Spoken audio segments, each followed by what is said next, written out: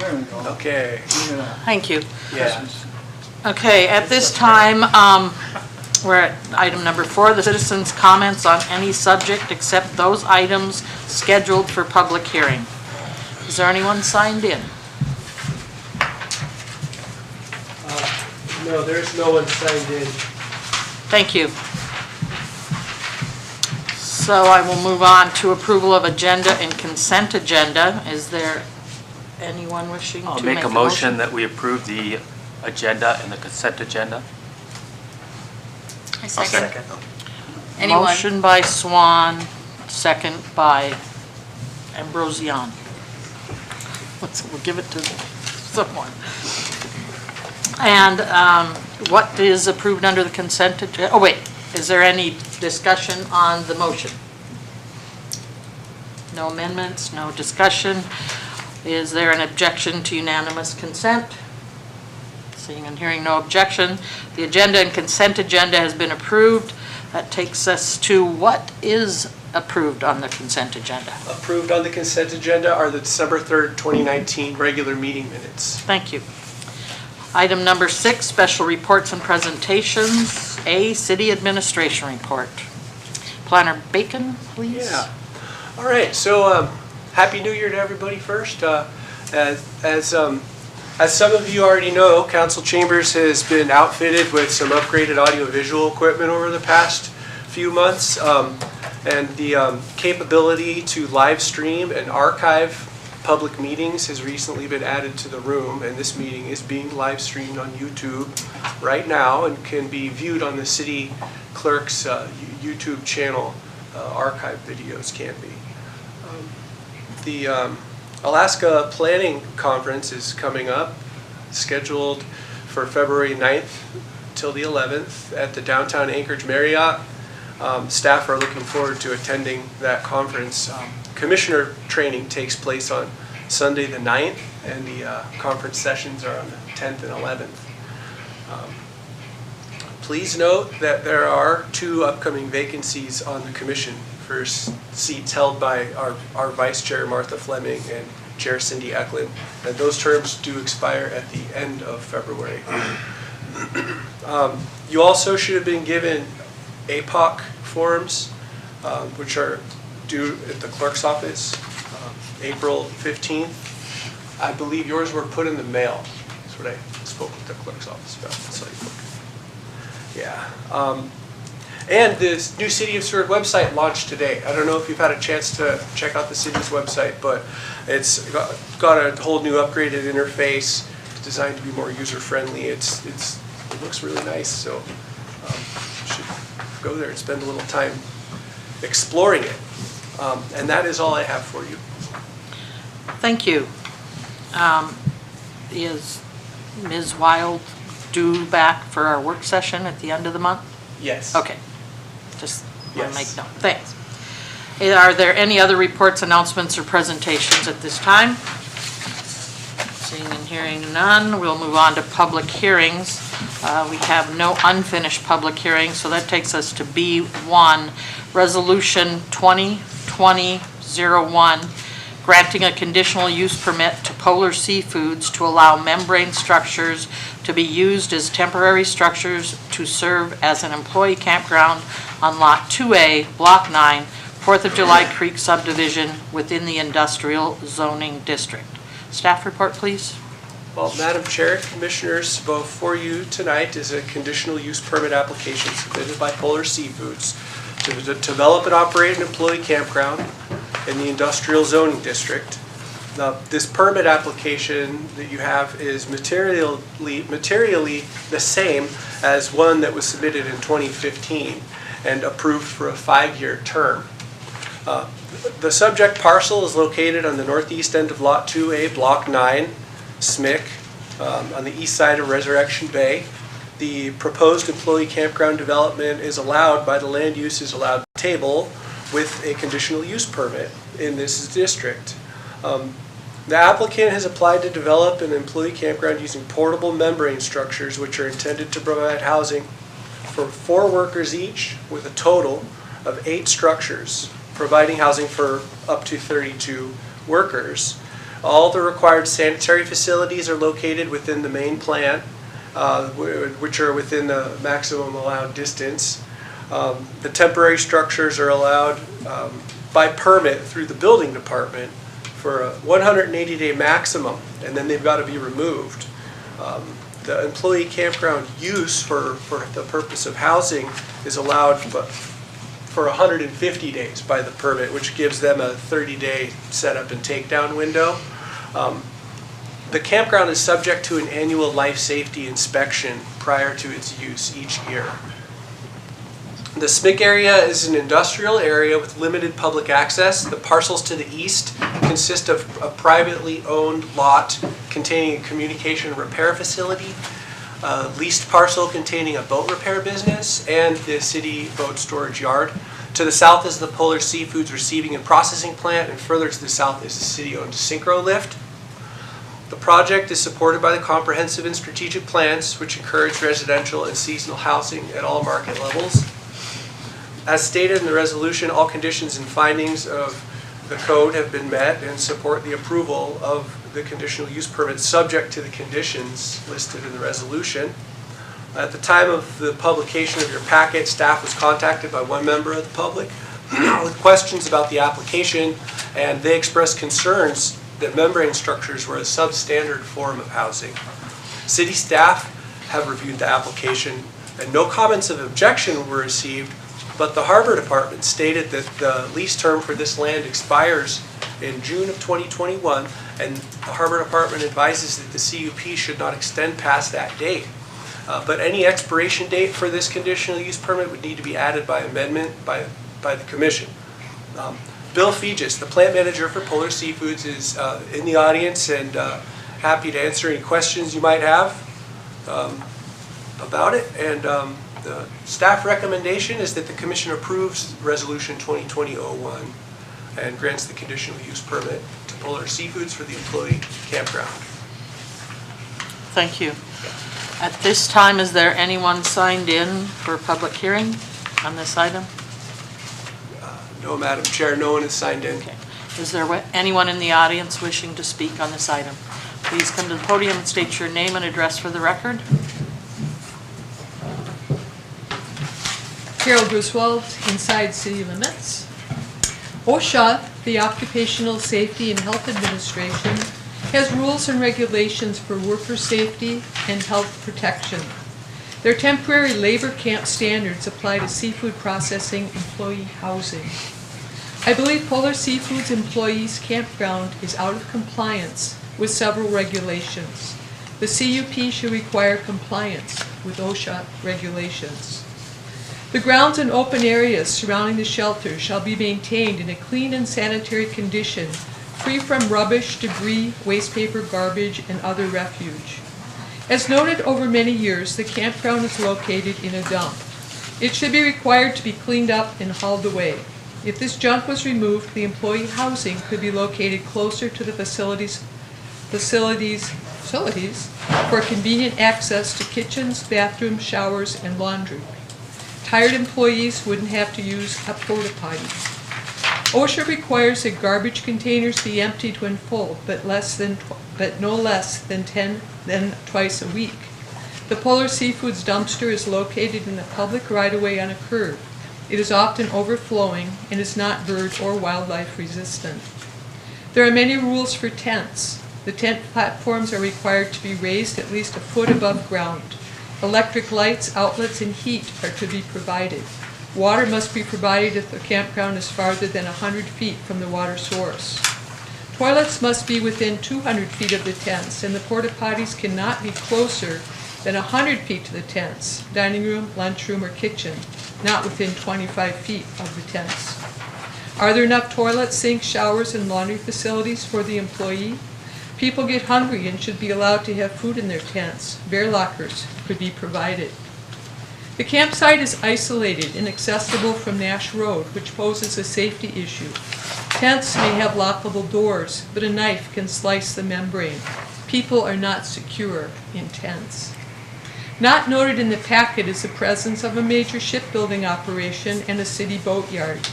Tents do not protect residents from fugitive dust and smoke from sandblasting and improper incineration in this industrial zone. 5 months is a long time to live in a tent with 4 others, especially while working long hours in a seafood processing plant.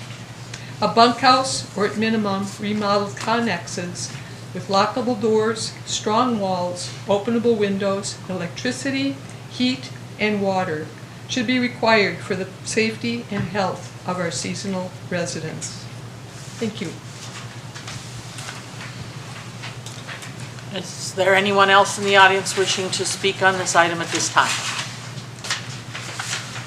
Seeing and hearing no one, we'll bring it back to the commission. I move that we pass Resolution 2020-01.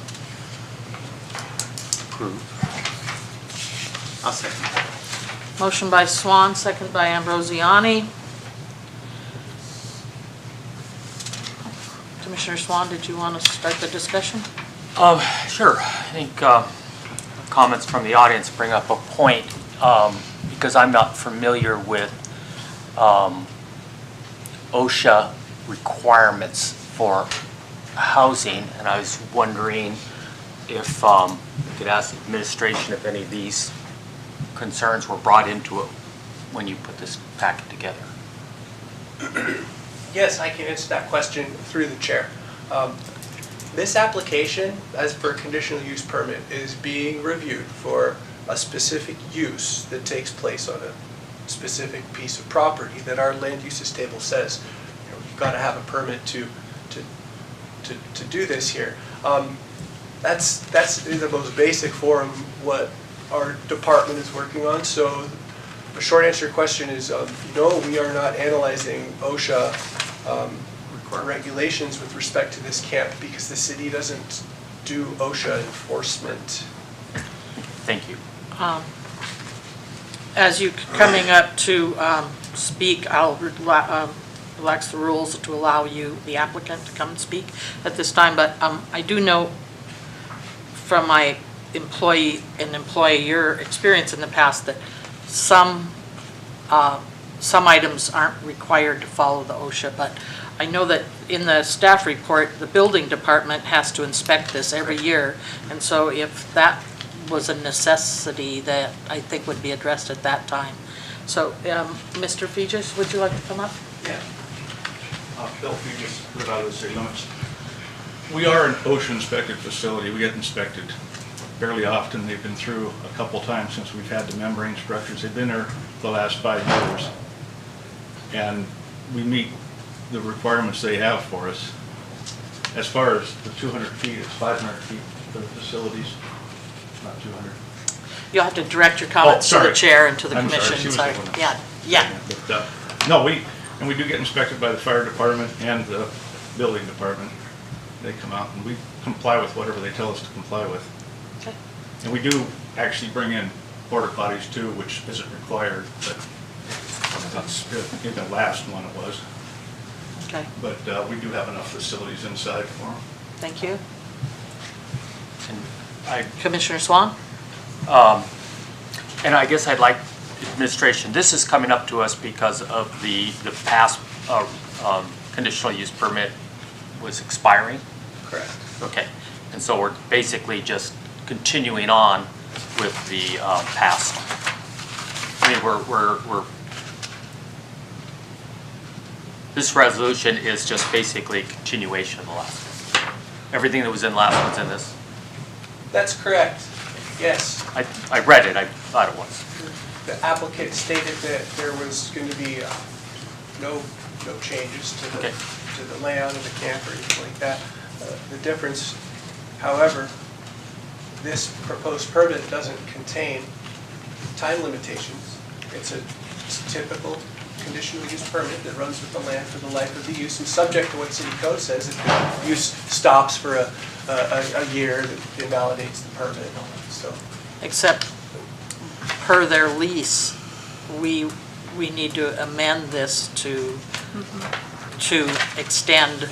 If the lease is extended, can we say this extends, or do we have to actually end it at the end of the lease? Because conditional use permits run with the property, but their lease is up in 2021. So do you have a sample of how we would make that amendment? Well,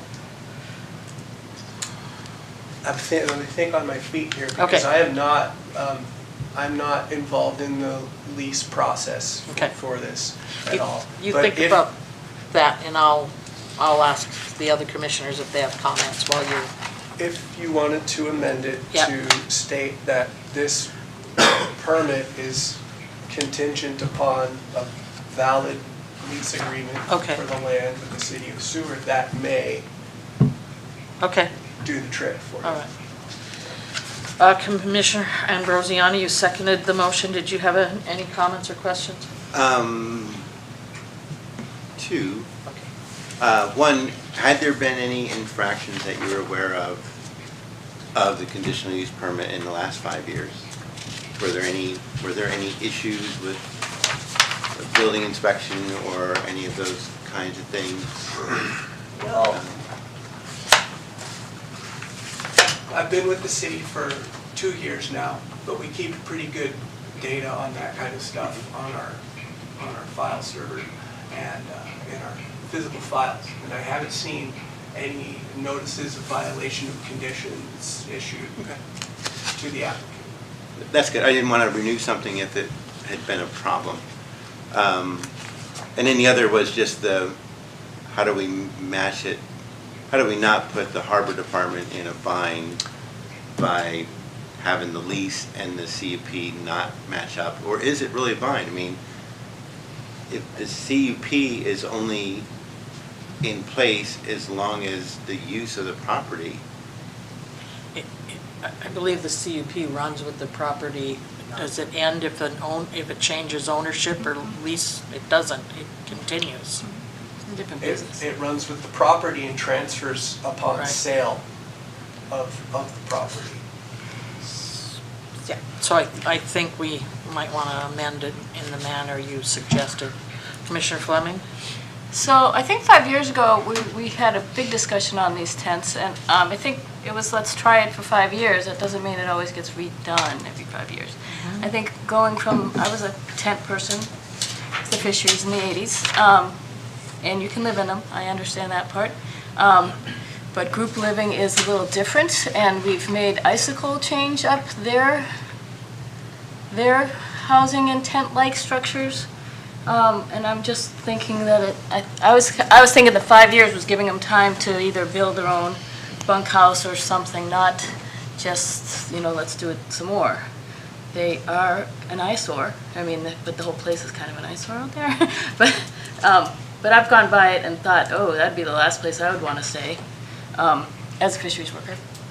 You are working a lot and you just go to sleep, so that's why it can work. It's just that it might not be as healthy as it could be if it was a structure. So I'm probably not going to agree with this. Just giving my 2 cents. Any other discussion? Commissioner Ambrosiani? if we were to not approve the CUP, well then they would have till summer or when season starts to make changes.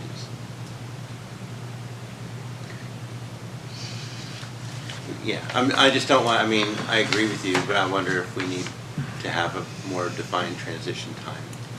And maybe that could be part of the amendment, is the transition to real housing, not necessarily keeping it as status quo. Just because we did it 5 years ago, I don't think the idea was that every year for 5 years it would be the same structures. So, I was just gonna say, so Commissioner Scharberger? Yeah. perhaps extend it for 1 year, and then that gives time to put in connexes or something else. Can we have a Suitable. conditional use permit for 1 year? Madam Chair, yes, you can. You could put that in, you in the past approved one for 5 years, Mhm. so. Commissioner Swan? I have a question. Does Icicle have use of tents still? I know they've switched over, but they completely out of tents? I couldn't last year answer was that. supposed to be out, they were supposed to be gone last year. They're supposed to be gone last year. I have not checked myself, so I don't know. Okay. Because I know we were kind of pushing a move towards non-membrane. I mean, my thought process is either the 1 year or to the end of their current lease, which I think is 2 years. You said 21? I think it's May of 2021. June. June, so they'd have till the end of June? Or end of May? June specific date. June 6th, thank you, June 6th, so 6/6/2021, which we're, yeah, Well, that's 1 year, less a month, but they would have to renegotiate their contract with the city because they have a lease. yeah. And I guess I'd like to see us do this for 1 year, Okay. put it back to the negotiation, and say, look, that's something that needs to be dealt with in their new lease. Because we are making that move away from tents here within city limits. So before we get to the exact wording of the amendment, I had a couple of, I don't know if they're housekeeping or what, but on page 15, there's some initials at the top when the date was changed from April 21st to 2015, and Donna Glenn's signature is on this application. So I'm not quite sure what, it says that this application was received handwritten over the top December 4th, 2019. But then it's got Donna's signature, and I don't know whose initials those are up there that say 12/4/19 up at the top corner. Yeah. Can you explain either of those items? Yes, Madam Chair, this was turned in with the application by the applicant. It's materials that were used from the 2015 application. The date on there, 12/4, matches the date, the received stamp of the application on the 12th. They're a part of that same packet, so we include everything that the applicant turns in. Okay, so when someone turns in an application, or at least back in 2015, when someone turned in the application, a planner signed it, is that not the process we follow anymore when someone turns in an application? Because Ms. Glenn's was the planner back in 2015. She signed it? I don't understand quite. All right, I'm sorry about the confusion. This was, think of it as like an attachment to we've got our conditional use permit application here from page 12 to page 14, which is brand new, turned in by the applicant, signed. Okay, but The it's, fee was December paid. 4th, yeah. But what's on page 15 was to be construed as additional information okay, that was turned in along with the sketch up on page 16. That's all what was received in our office on December 4th. okay. So this last page, page 15, is not a normal page of a CUP application. Correct, it's not. Okay, thank you. Yeah. All right, that clears that up. So who would like to throw out a draft amendment for the length of this CUP? And do we have those little pieces of paper that we can write it down on? Thanks. Commissioner Swan, can you grab that? Okay, I don't really want to write it because I'm going against it, but I'll write it. I believe the discussion, and please chime in, commissioners, if I get what you stated wrong. The condition that we're going to add to these conditions are that the length of this CUP will run concurrent with the lease with the city Current of Seward. The current lease. Concurrent with the current lease of Current the, lease. yeah. So could we say something granting a conditional use permit that expires when the current lease expires? Sure. Yeah, you could just say this conditional use permit is to expire when the current lease expires. Yeah. Straightforward. Okay.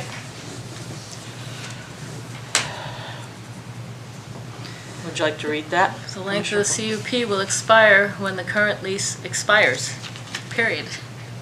Not the length, just This CUP. This this CUP. CUP will expire. This. Well, no, I was just having CUP it will inserted expire. after permit. Well, Go ahead. in these conditions right here is kind of where it would be, right? Under Oh, I see what you're recommended saying. conditions? Yeah. Aren't they part of the resolution, the recommended conditions? I'm Yeah, I looking at could kind page of hear. 5, section Yeah. F. Right. Right, section F, it would be as a condition. It'd just be So number 11. condition 11. Okay. Okay, so I'm looking for a motion to amend the resolution. I'll motion. Commissioner Ambrosiani, or no, Commissioner Swan? I'll make a motion that we amend the Resolution. resolution under F11 to read, "This CUP will expire when the current lease expires." The current City of Seward lease, can we add that in there? The current I mean, it's probably a given, but just to be clear. City of Seward. When the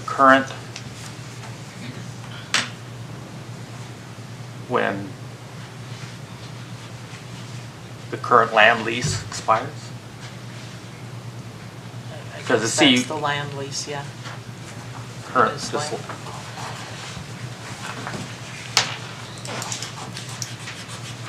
okay, current land lease expires. Do we have a second? Commissioner Charbonneau for the second. Is everyone clear on what that amendment states? Do we have any further discussion on that amendment? Would you like a roll call? Yes, please. Okay, roll call, Okay, we're doing a please. roll call vote on an amendment to add section F11 to state this conditional use permit expires when the current City of Seward land lease expires. Okay, voting on the amendment. Cease? Yes. Fleming?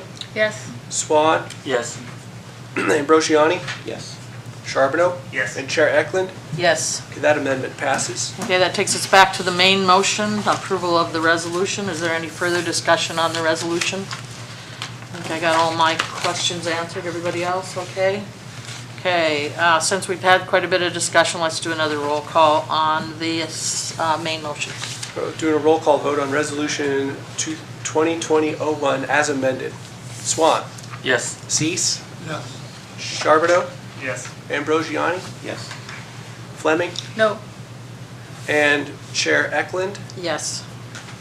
Resolution 2020-01 is passed and approved as amended. Okay, that takes us to the next item on our agenda.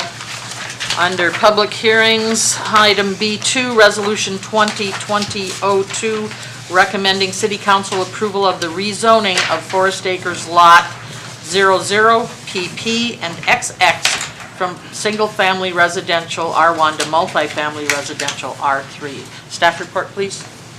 Madam Chair and Commissioners, before you tonight is the recommendation to City Council for land use plan amendment of lots 00, PP, and XX Forest Acres subdivision located between Spruce and Laurel Streets on the east side of the Forest Acres subdivision, from single-family residential to multifamily residential. The property owners have applied for the zoning amendment stating that the City of Seward is experiencing a housing shortage and that rezoning to R3 would allow some relief from this continuing shortage of housing.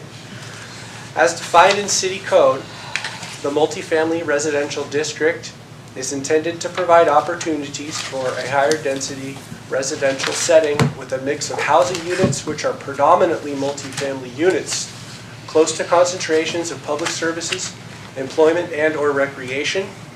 This district may provide a transition between more intensive districts and lower density residential areas if sufficient screening and design features are provided to protect multifamily residences from undesirable effects. Lot PP, which is 0.83 acres, and Lot XX, which is 2.02 acres, are both vacant properties. Lot 00, which is 2.06 acres, contains a shop building near the north property line, but is otherwise vacant. The parcels to the west across Spruce Street are zoned rural residential and include single-family homes. The parcels to the south are zoned single-family residential and include a single-family home and a vacant parcel. Parcels to the north and east are zoned resource management and are owned by the city of Seward. The parcel over to the east is used for snow storage and utility pole storage, and the city's electric transmission line runs along the eastern property line of that parcel and along the Juniper Street right-of-way. The city-owned parcel to the north is restricted conservation land, designated as such during the Dick Graff Road levee project. A bit further to the east along the Seward Highway are two privately owned parcels, which are respectively 4.6 and 1.1 acre parcels that are undeveloped, and they are zoned auto commercial. Excuse me. Seward City Code Section 1501035 amendments allows the consideration of this rezone because the application is signed by a majority of property owners in the area to be amended, and the land area to be rezoned is greater than 1 acre in size. Property owners within 300 feet of the subject area were notified of the proposed rezoning. 15 notices were mailed out on December 23rd. Public notice was posted on site on December 18th, and the hearing was appropriately posted around town in the designated locations and noticed in the Seward Journal. Prior to publication, planning staff was contacted by the owner of Lot NN immediately adjacent to the subject area. The staff discussed the application with that property owner, and they stated that they would like their property added to the resolution. A letter submitted by a citizen discussing issues relating to spot zoning was also received prior to publication, and that's provided in the meeting packet. After the meeting publication, we received a letter from Commissioner Hatfield, which was presented as a laydown to the commission tonight and to the public here as well. City staff has reviewed this application. No objections were received. While the Community Development Department recommends maintaining our community vision through the implementation of the future land use plan, being that this application meets city code requirements for consideration by the Planning Commission and City Council, the Community Development Department has recommended that all 5 of the parcels that are bounded by Spruce, Juniper, and Laurel Streets be of the same zoning district. That comment is reflected in your agenda statement. Staff recommends that the commission amend the resolution to include Lot NN in the area to be rezoned, and that commission approve Resolution 2020-02 recommending City Council approve the attached ordinance amending the land use plan and zoning designation of Forest Acres lots 00, PP, and XX from single-family residential to multifamily residential. Thank you. Thank you. Is there anyone signed in for public hearing on this item? No, Madam Chair, there's no one signed in. Okay, is there anyone in the audience wishing to speak on this item? Please come forward, state your name and address for the record again. Carol Griswold, City Limits. I sent you extensive comments on the topic of spot zoning in regards to this proposed rezone amendment. The Seward zoning code has not yet been updated to conform to that ruling. The controlling 1996 Alaska Supreme Court decision, Griswold versus the City of Homer. The Seward Code still considers any rezone of 1 acre or larger to not be a spot zone and has no further criteria. This is no longer legal.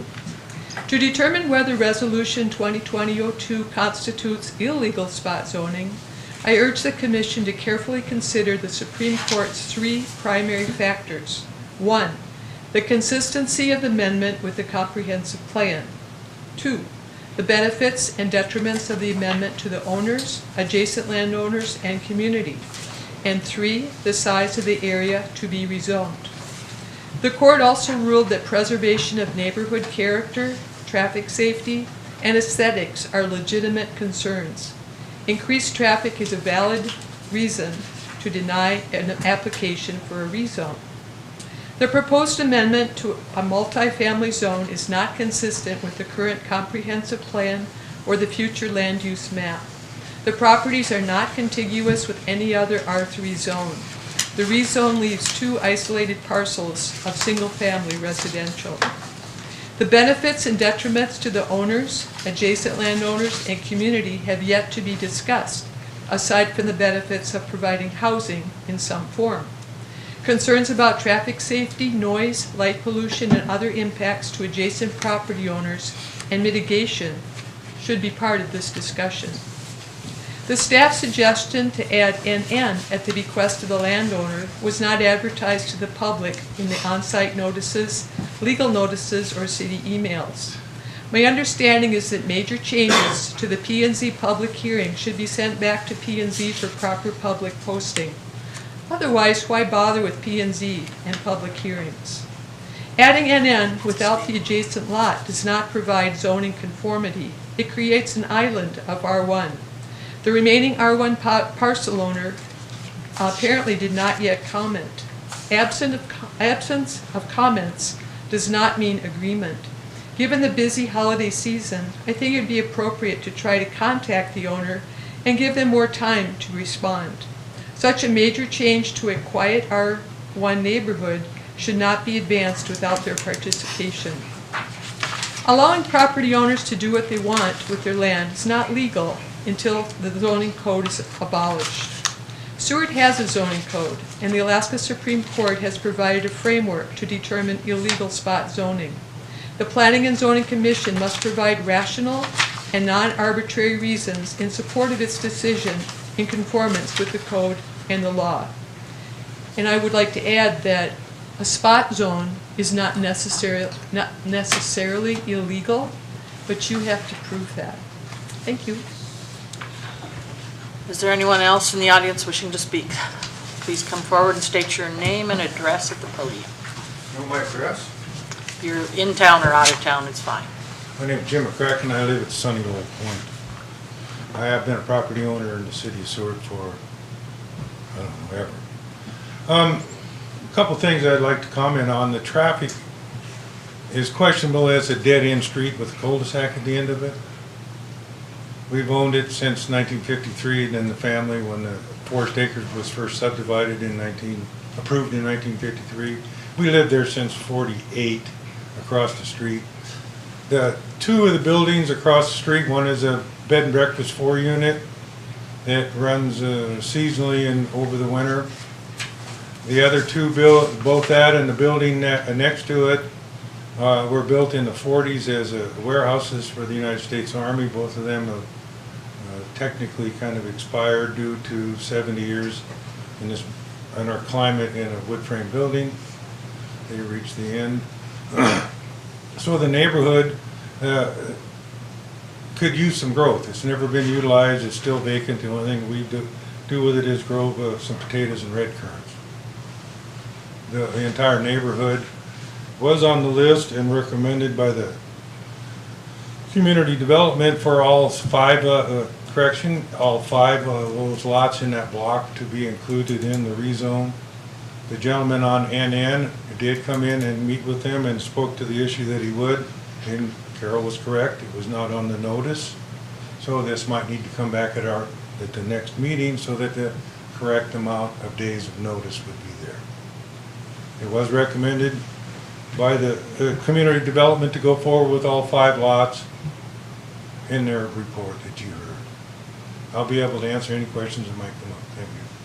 Thank you. Is there anyone else in the audience wishing to speak on this item? Seeing and hearing no one, I'll close the public hearing and bring it back to the commission for a motion. Commissioner Charbonneau? I motion to approve resolution 2020-02. A second. Motion by Charbonneau, second by Fleming. Commissioner Charbonneau, did you want to start the discussion? I guess I just was a little concerned like Hatfield about the community development, the plan, 20-year plan where this is supposed to continue to stay R1.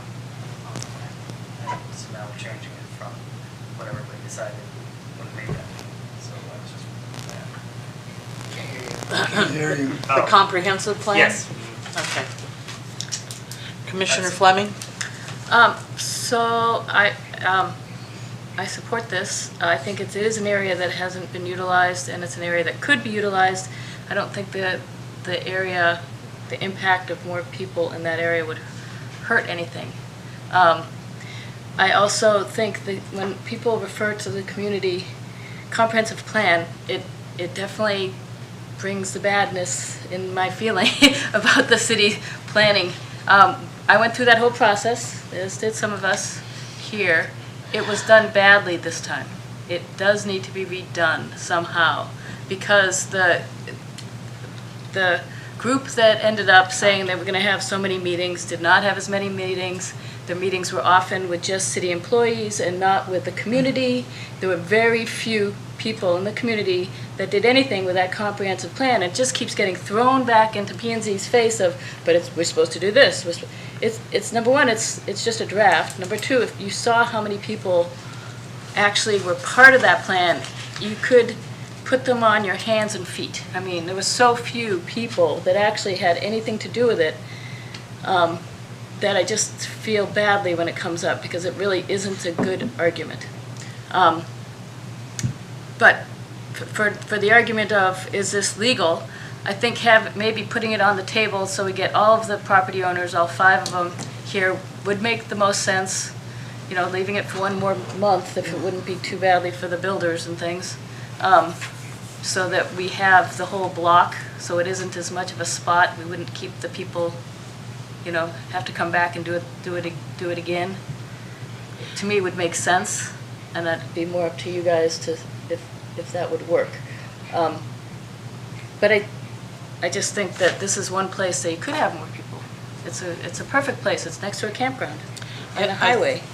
I think that we will have to bring it back, but since we do have public here in the audience tonight, because this was a public hearing, I think we should hold the public hearing now, and then we'll postpone it and have additional public hearing at the next meeting. I do know that the department, the Community Development Department, suggested Lot BJ be included, and I don't see Lot BJ on the map, so I'm wondering where BJ was. And just while you're going to point that out, didn't property owners within 300 feet of this all get letters? Yes, Madam Chair, that's correct. 15 notices were sent out. So anyone that owned property within 300 feet of this knew that it was happening and that we were having a public hearing? That's correct. Okay. We use their address on file with the borough's assessor department. Did you send certified mail? Did you get receipts back? We did not send certified mail with receipts. We sent regular U.S. mail. All right. Being the holidays, they could have gotten, you know, they could still be in their mailbox. But where is Lot BJ? Can you point it out on a map? If you look at the map on page 29, which I think is what you got open, Yeah. it's the triangle-shaped lot located adjacent to Lot XX and Lot NN, and I'll point it out on the map. Oh, that here, little so- piece? So everyone can see it. QQ? Right there. No, this little teeny one right here. Oh, that little Who one. owns that? A property owner, but it's privately owned property. Okay. And you didn't hear anything back from them? Vicky Deter. Okay. And no, and I'll also say for the record that when we were contacted by the owner of Lot NN who expressed interest in joining this, I looked in the file that we have on Lot BJ and located an email address and emailed the public notice to that landowner just to try to make sure that if there was any hitch with the mail, make sure that they had notice of it. Didn't receive a response, so. Okay, so I think then that the next resolution and the posting should include NN. And I had a question on why are there 2 rezoning applications? why would you want to spend $600 instead of $300? I mean, Madam Chair? Yes. Those two rezoning, the 2 pages are one rezoning application. The applicant filed them at the same time, but didn't write it all on one piece of paper. Paid one filing fee. okay, so they could have all, it could have said lots 00XX and PP. Instead, one said 00 and the next one said XX and PP. That's right. But they're all the same property owners. No. I have signatures, 2 different signatures. Mr. McCracken and Mr. Schaefer have signed both of those applications. So, Madam Chair, yeah. Mr. Schaefer owns lot XX and lot PP, both. And who owns 00? Mr. McCracken. Oh, okay, because Mr. Schaefer signed that one? Oh, Looks like QQ. well, this application, it's for, the page 28 of our packet was just for lot 00, and both Mr. McCracken and Mr. Schaefer signed it. And Mr. McCracken, if you'd like to come forward so we can hear your response, I'll relax the rules to ask you to clear this up. Thank you. This would be nice if this was a PDF, so you could take care of it on the computer. Yeah. It'd be legible for everybody. Some of us are Seward High graduates and our penmanship's not perfect. I was explained to me when we picked this up and I went to meet with the Schaefers, is that signatures, the bottom line states signatures of 51% of the property owners involved in this rezoned area. Oh, There we are. okay. That And was the you- way it was explained. And hopefully if this was tuned up, my choice of words, and went to a PDF, it would be, Okay. it'd make life easier for you. I have one question. Is lot 00 up by itself over an acre? It's 2.06. Okay, yes. I didn't, okay, there it It's is. there. All right, so you could have gone, you could have just done that one, and then you added PP has to be with something else because it's not an acre, so you would put those 2 together, okay. All right, but yeah. it That's just- correct, and the reasoning for that is to not have a spot zone, but to do the whole block. Right, And when Dick Craft Road levy was done in that project, I've got copies, I'm sure that they were provided for you also about the easements and all the additional that was involved with that. There's easements all the way around all PP, OO, XX, and the roads have been turned into dead-end cul-de-sacs both on Spruce and Laurel. okay. One final question, Mr. McCracken. Was page 32 of our packet your submission of a map of the area? Pages 32 and then you also had 29? Are those Third. part of your submission? Yes, it was, and that was the part that identified Mr. Schaefer's Okay. portion. Okay, And then, of course, the pieces that are attached are the Kenai Peninsula Borough speed sheet. right. In the future, it'd be great if we could have the plat map that does show the platted easements when we get one of these, so that we know that there's easements involved, so we won't be having them come back and ask, well, we don't have any utility easements, or we need to vacate a utility easement, or vacate a lot, a section line easement, something. Yeah, So, we can definitely do thank that. you. Madam Chair, I have that if you would like to get a copy at this time. That's okay for now. Thank you. Thank you, Mr. McCracken. Okay, Mr. Swan, Commissioner Swan. I was just clarifying, so QQ and I guess TR are Tract. tract, or I guess tract 4 or 01 down here. Tract 4, yeah. Are those privately owned or are those the city? Through the chair. To the north. Yes, those lots were absorbed and are now Tract 5C Forest Acre Subdivision Levy Replat, is the Okay. new legal name. Okay. And we That's what I included a thought, plat I was just got, Yeah. a These plat- are old assessor parcel maps. great. Yeah, Yeah. a plat map would have So, shown that, um, yeah. And I like the idea of having it go back and come back to us. I do have a concern. One is especially in this area out here, when we looked at the land use, there wasn't a lot of effort directed at specifically how this land was used. So I think this is a good use for land. I think Commissioner Hatfield's comment about switching things, but I'm kind of concerned about this BJ, the idea that we're going to surround a single-family lot. That's one thing, because, I mean, we're not making a spot, but we're creating a little tiny spot that's zoned differently. And I'm not sure exactly how I feel about that, but the idea that we're putting a movement in that's going to create this other little spot. It might help, do you know what the square footage of Lot BJ is? Because it might not be big enough to build anything on it. Yes, that lot is 13,000 square feet. Really? 13,068 to be exact. Square Plenty feet. big enough. That little triangular area there? Yeah, it's not that little. Okay, So that's large enough to build a Okay. multifamily duplex. multifamily, but we don't want to leave the, I mean, we'll see how they feel. That's why, I appreciate that you sent them the email. You've gone above and beyond in my mind. But again, having this re-noticed and reposted to include NN, and would that then require that NN, owner of NN, come in and file for an application for rezoning? I believe that would be the process. They could just sign, they could just go with it. Well, I- wouldn't It's up to them. they handle that? Not really. Right, I Okay. but we're gonna have to have a re-advertising, letters sent out, the whole 9 yards, which is your time and energies and, yeah.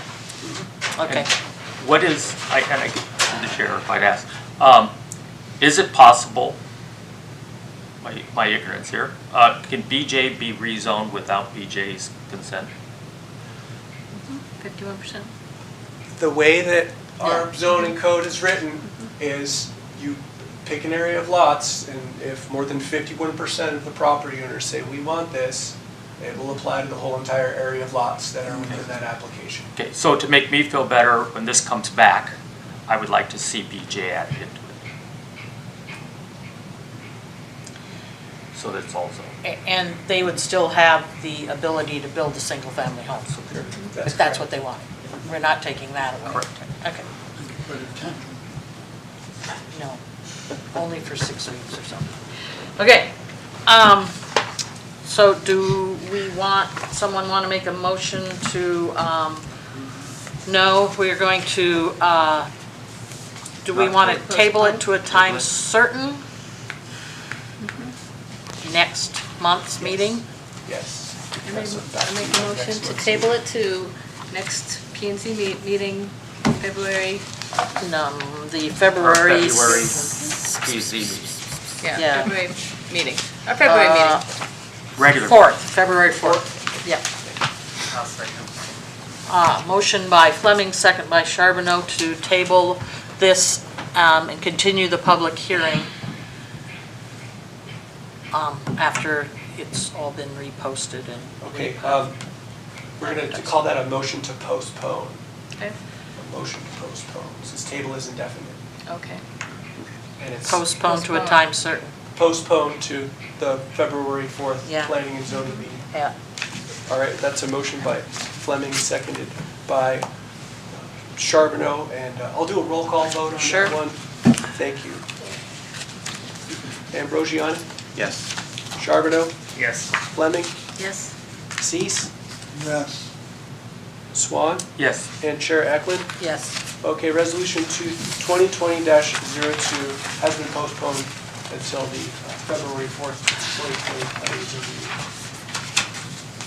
Okay, that takes us on to item 8, unfinished business, and we do not have any. 9A, new business, to set a work session topic for our January 21st work session. Review the 2030 comprehensive plan. And is there a discussion from staff, or just you want to know if we are in agreement with that topic? Yeah, we thought it would be a poignant time to discuss that comprehensive plan. It says within the comprehensive plan that we're we're supposed to be reviewing it periodically between revisions, and so our community development director or Wild advised that that would be a good and appropriate topic to take on for our first work session of 2020. Are we I'm great with all it. in agreement Yeah. on that Yeah. one? Great idea. Yep. Okay. You have consensus. And that takes us to 10, informational items and reports. Anything of note under those that you would like to discuss with us? No, Madam Chair, there is not. Our meeting schedule and city calendars are attached to our packet. Hopefully you've all looked at those, and if you have any comments, if you don't have them now, you can bring them to the next meeting. Of course, those are amendable. At this time, that takes us to commission comments. Commissioner Charbonneau, do you have any closing comments? No, I'm good today. Commissioner Swan? I did hear that we're moving forward with a proposal to, the city is moving forward to a proposal to kind of, we talked about the beach restoration. Just maybe start doing something with the, right down by the end of the campground at the end of Jefferson, to maybe close off some of the campsites and maybe start moving some sand and gravel to be naturally washed down onto the beach. That's some stuff's moving forward on that, and I look forward to having that move forward. Commissioner Ambrosiani, comments? Just thanks to the staff and thanks to the public for coming and commenting. Commissioner Cease? I agree with Ambrosiani, Okay. but the next work session is January 21st. Yes, it is. Is this the time to tell you I'm not going to be here? That would be a good time to ask to be excused. Yeah. Okay, it's for my stepmom's 90th birthday. Then we better be there. So Planner Bacon will make note of that. At this time, I'll probably, and anyone else not going to be able to make that work I'll be session? here. Thank you, thank you, thank you. Commissioner Fleming, any closing comments? I will be here for that and the February 6th meeting, and then I believe that'll be my end because I am not renewing this year. Oh. So just in case friends want to be on P&Z, tell them to pick up a packet. Well, that makes my comments going to be teary-eyed, but it's sad to see you go. Thank you, staff, and I hope Commissioner Wild is not ill, but just on vacation, so she'll be back for the work session, and look forward to a start of that and planning how we are going to attack a more comprehensive plan. Yeah. Yes, can I Okay, go to go ahead. citizens' comments, and then we'll come back? Yeah, Okay, citizens' comments, yes. Council member Ackland. Tony Bachland, inside city limits. These are my personal comments, not reflection of the city council. I want to thank Commissioner Fleming's comments tonight about the comprehensive plan. I do not have a long history with the city. I've been here for about 7 years, and that's a positive and a negative sometimes. So I look to the commissioners and the people who have been here for a long time for a lot of advice and history that plays into a lot of the decisions that we make here in the city. To hear, it's concerning to hear that that process was not well attended, and it's positive to hear that there's potential for looking at a 2030 plan and going forward with that. Because I think a lot of times decisions are based on, well, we look back at the comprehensive plan when less than 1% of Alaska in total is privately held land. So what we're really thinking about is density, and how do you manage density, and how do we manage housing, which is always a problem that comes up. And I just came from the early childhood care and learning meeting, and that was one of the first problems that they talked about too when accessing childcare, jobs, is housing. I too lived in a shed with the Windsong when I first came here. So housing of that style is not the best, but it makes you a stronger person, and you learn to live within a different type of means when you're taking a shower and then walking back to your shack in the rain. I really want to thank everyone for their service and wish everyone a happy new year. And really, I know there's always work sessions and there's always things talking about housing, but I really want to bring the point of density and how we see density as a commission, how we see density as people, businesses, landowners, as a community, and how we and then to the community as well, how we want to see the density happen, where we want to see it, and how that's going to affect different parts of the city. And then you say city and you think of cities, which is not always a popular thing. People don't want density in their areas. But I would love to hear more feedback from everyone. And like I said, I do appreciate anytime anyone has any history that they share about Seward. And it's sad to hear that Martha will be leaving. And I wish you well in your future endeavors. And I know it's a hard job being on the other side sometimes. So I appreciate your service and thank you. Thank you. Thank you. Any other citizen comments in closing? Yes. Carol Griswold, City Limits. I really appreciate your movement away from tents to bunkhouses or, connexes if necessary. I think that's a really positive move, and I appreciate, again, the history. You remember, when this thing came up 5 years ago, it was sort of to transition away from tents. And I know when we went through our camping code, we never had time to address employee campgrounds. And finally it ended up as J under, a footnote under the land uses allowed table. And I wish that employee campgrounds could just keep going and disappear. Because I don't think they're humane. They're not safe and they're just not humane. So I appreciate that direction. I hope we can continue moving away from temporary membrane structures.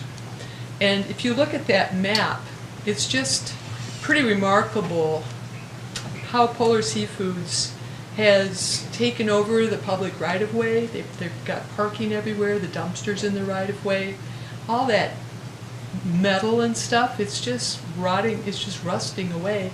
Campground is way over in the corner. They have to go through all that junk to get to the bathroom. And there was a discrepancy, I think, in your packet about how the porta potties would be within 25 feet, and OSHA says 100 feet minimum. So check that out. And I don't know if the city doesn't enforce federal law, that's kind of too bad, It's like, we can't just ignore it. But I would hope when OSHA comes that they help clean that up. Because if we just keep letting them do it, they'll just keep doing it. And then as for the rezone, I'm really glad that Commissioner Swan asked that question about if they don't respond, can their lot be rezoned? It makes a lot of sense to have that whole parcel included as one rezone instead of that little island of R1. And 50% of the land, or more than 50% of the property owners want it to be R3. So she, as Commissioner Eklund pointed out, she can still have a single-family home, but it makes sense to consider that whole parcel together. So I think we've had some really good discussion tonight, and I appreciate your input. Thank you. Thank you. Thank you. Anyone else wishing to speak under citizens' comments? I bring it back to the commission for response. Commissioner Cease, did you have something to add? Yeah, I'm aged and I forgot what it was. Okay. I will,